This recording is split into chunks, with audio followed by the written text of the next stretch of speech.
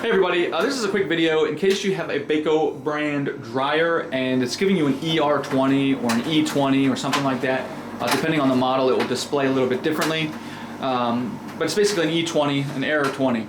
And basically what this is if you have a dryer with a rotary control and you've got it on a setting and you're running a cycle and you turn it like you're going to change what cycle you want it to do while it's in the middle of drying, well then you're going to confuse the dryer and it's going to throw up this E20 error, and that's basically what it means. It means that you changed this while it was in the middle of doing something.